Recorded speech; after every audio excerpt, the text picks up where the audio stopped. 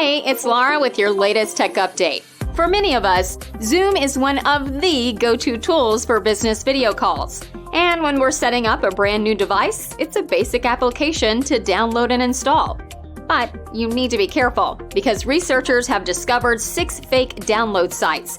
And if you get Zoom from one of those, you could accidentally install malware.